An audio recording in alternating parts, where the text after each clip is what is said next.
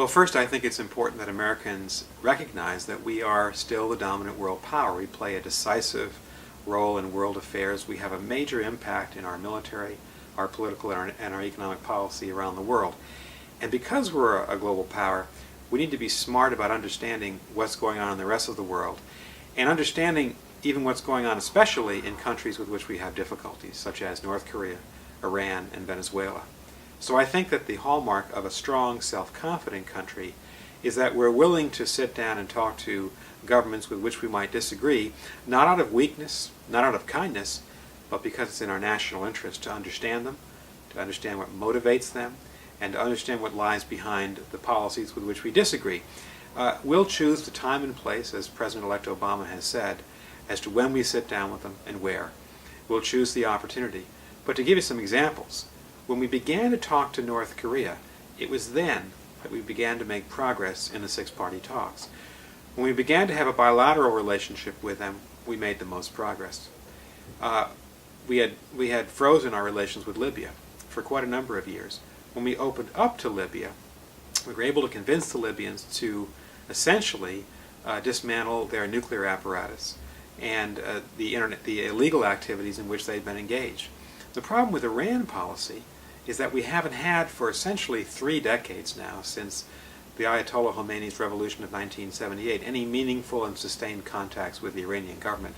You can make the argument that Iran is the biggest problem that we have in the Middle East as a state that's trying to become a nuclear weapons power, that is funding most of the terrorist groups, and that is essentially a state that has led to instability in both Iraq and Afghanistan. So I think it makes sense to sit down with them, not at the presidential level, but at a level, certainly level 1 or 2 below that, to get a sense of what's motivating them, to see if there's a bottom line with which we can work. We always have the option of walking away. We always have the option in Iran of sanctioning them. We always have the option of using any means at our disposal to achieve the national purpose that we have in mind. But talking to other countries makes sense as a way to understand their motivations and to best represent the interests of our own country.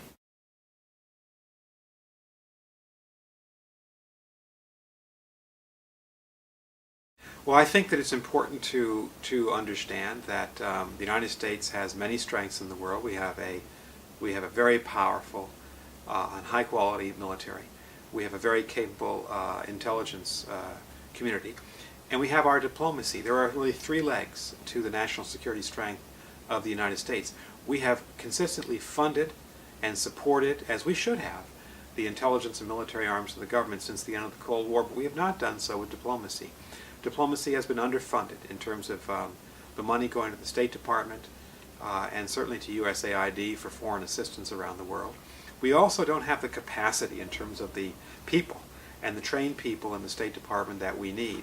It's a curious fact that we have just about 6,500 American diplomats worldwide, but that's exceeded by the number of lawyers in the Defense Department and by the number of musicians in the armed forces bands of the Army, Navy, Air Force, and Marines. Not a good standard if you're trying to become the strongest diplomatic country in the world, which we should want to be.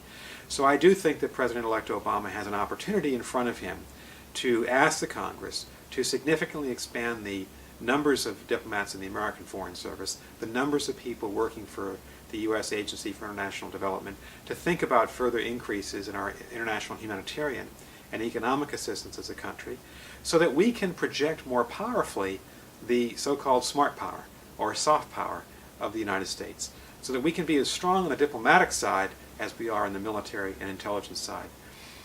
If you think about our foreign policy and think about the day-to-day activities that we conduct on the part of our government with governments all over the world, the vast majority of the activities, the vast majority of the conversations are diplomatic in nature. And so we need to have a better platform for that. We need to give the people in the State Department the tools with which they need to do their job.